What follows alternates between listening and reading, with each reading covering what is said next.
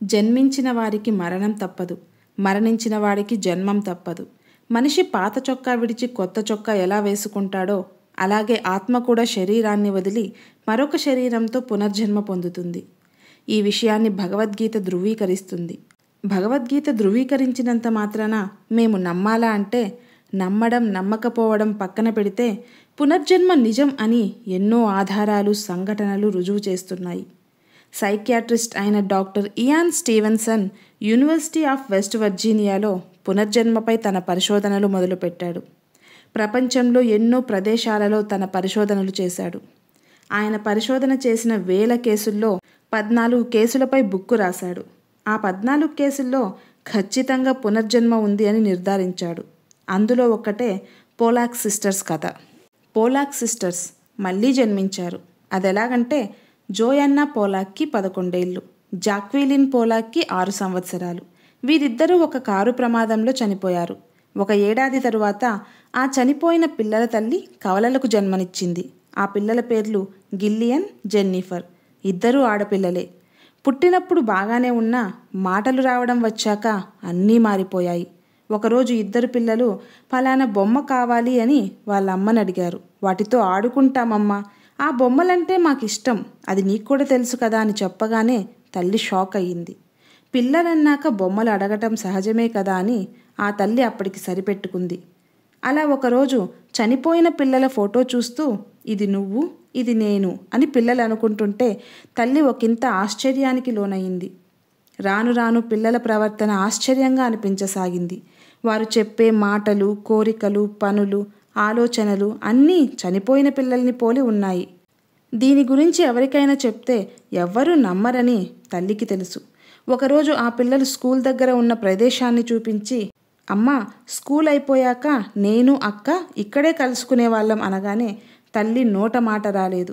అంతేకాదు, ఏదైనా కారు వెళ్తుంటే ఆ పిల్లలు ఉలిక్కి పడేవారు. భయంతో ఆ కారు తమ వైపు వస్తోందనేవారు. ఇలా ఎన్నో సంఘటనలు జరిగాయి. ఆ పిల్లలకి 5 ఏళ్ళు వచ్చాక క్రమంగా గతం మర్చిపోసాగారు. అందరిలా జీవించటం మొదలుపెట్టారు. చనిపోయిన వారు పుట్టడం సినిమాలలోనే చూస్తుంటాం, పుస్తకాలలోనే చదువుతుంటాం. కానీ నిజ జీవితంలో ఎవరు చూసి ఉండరు అనుకుంటాం. మరణం పొంది పునర్జన్మ ఎత్తిన వారు చాలామందే ఉన్నారు. మళ్ళీ జన్మించాక పునర్జన్మ తాలూకా వాసనలు ఇంకా వారిని వెంటాడటం ఆశ్చర్యం. అలాంటివాడే జేమ్స్ లీనింగర్. జేమ్స్ లీనింగర్ యుఎస్ఏలో లూసియానాకు చెందిన పిల్లవాడు. అతను 1998లో జన్మించాడు. జేమ్స్కి 2 సంవత్సరాల వయసు వచ్చినప్పటి నుండి వరల్డ్ వార్ II జర్మనీయులు కాల్చేసిన ఒక ఫైటర్ పైలట్ గురించి పీడకలలు కంటుండేవాడు. Aeroplane crash on fire, little man can't escape అంటూ ఉలిక్కిపడి లేచేవాడు. జేమ్స్ తల్లిదండ్రులు మొదట్లో ఈ కలల గురించి అంతగా పట్టించుకోలేదు. కానీ జేమ్స్ కొంచెం పెద్దయ్యాక తన పేరు జేమ్స్ హ్యాస్టన్ జూనియర్ అని, తన ఎయిర్ క్రాఫ్ట్ పేరు నాటో మాబే అని, ఇంకా తనతో పనిచేసిన సహచరుల పేర్లు చెప్పాడు. ఆ విమానం యొక్క చిత్రాలను కూడా గీశాడు. వారి ప్లేన్ ఎలా క్రాష్ అయిందో వివరించాడు. జేమ్స్ లీనింగర్ చెప్పిన విషయాలపై పరిశోధనలు చేసిన తల్లిదండ్రులు అవన్నీ నిజమని తెలిసి ఆశ్చర్యపోయారు. హ్యాస్టన్ జూనియర్ అనే పైలట్ 1945లో జపనీయుల చేతిలో చంపబడ్డాడని నిర్ధారణ అయింది. యుద్ధ సమయంలో హ్యాస్టన్ జూనియర్తో కలిసి పనిచేసిన కొంతమందిని కలిస్తే జేమ్స్ లీనింగర్ చెప్పింది 100% నిజమని ధృవీకరించారు. వార్లో చనిపోయిన హ్యాస్టన్ జూనియర్ చెల్లెలు జేమ్స్ లీనింగర్ని కలిసింది. లీనింగర్ చెప్పేవన్నీ నిజం అని నిర్ధారించింది.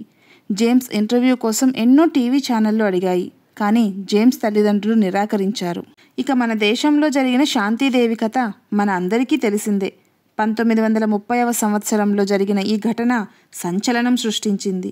అమ్మ, ఆటలు తప్ప ప్రపంచమే ఎరుగని ఒక 4 ఏళ్ల చిన్నారి హఠాత్తుగా తన గత జన్మ గురించి మాట్లాడటం మొదలుపెట్టింది. ఒకరోజు తన తల్లిదండ్రులు విస్తుపోయేలా, మీరు నా తల్లిదండ్రులు కారు, నా స్వస్థలం మధుర అని చెప్పింది. నాకు భర్త, కుమారుడు ఉన్నారని చెప్పింది. మొదట్లో శాంతిదేవి తల్లిదండ్రులు ఏదో పిల్ల చేష్టలు అని వదిలేశారు. కానీ శాంతిదేవి తరచూ ఇదే ప్రస్తావన తేవడంతో తల్లిదండ్రులు ఆమెను వైద్యుడి వద్దకు తీసుకెళ్లారు. గత జన్మ వివరాలు, ముఖ్యంగా ఆమెకు జరిగిన ఒక ఆపరేషన్ గురించి అంత చిన్న వయసులో వివరంగా చెప్తుంటే వైద్యుడు కూడా ఆశ్చర్యానికి గురయ్యాడు. ఒకరోజు శాంతిదేవి బంధువు అయిన బిన్చంద్ శాంతిదేవి దగ్గరకు వచ్చి, నీ భర్త పేరేంటో చెప్పు, నేను నిన్ను అతడి ఇంటికి తీసుకెళ్తాను అని చెప్పాడు. దీంతో ఆ అమ్మాయి నా భర్త కేదార్నాథ్ చౌబే అని, ఆయన మధురలో ఉంటారని చెప్పింది. ఆమె చెప్పిన వివరాల ఆధారంగా కేదార్నాథ్కు బిన్చంద్ ఒక లేఖ రాశారు. లేఖ చదివిన కేదార్నాథ్ మొదట ఆశ్చర్యపోయినా నిజానిజాలు తెలుసుకొని తన బంధువు అయిన పండిట్ కంజిమల్ను పంపించారు. కంజిమల్ను చూసిన శాంతిదేవి ఆయన తన భర్త బంధువని చెప్పింది. ఇంకా ఆశ్చర్యపోయేలా మధురలో తన ఇంటి గురించి, అక్కడ తాను డబ్బు దాచిపెట్టిన ప్రదేశం గురించి వివరాలు చెప్పింది. ఇవన్నీ విన్న కంజమల్ ఒక చిన్నారి ఇన్ని విషయాలు చెప్పడం ఏంటి అని ఆశ్చర్యపోయారు. శాంతిదేవి చెప్పినవన్నీ నిజాలు అని నిర్ధారణకు వచ్చిన కంజమల్ మధురలో ఉన్న కేదార్నాథ్కు విషయం వివరించారు. 1935 నవంబర్ 12న శాంతిదేవిని చూడటానికి కేదార్నాథ్ తన కుమారుడు నవనీత్ లాల్తో సహా ఆమె ఇంటికి వచ్చారు. అయితే కేదార్నాథ్ ఆమెను పరీక్షించదలచి తనని కేదార్నాథ్ అన్నగా పరిచయం చేసుకున్నారు. కానీ శాంతిదేవి సిగ్గుతో నిలబడి ఆయన తన భర్త కేదార్నాథ్ అని చెప్పింది.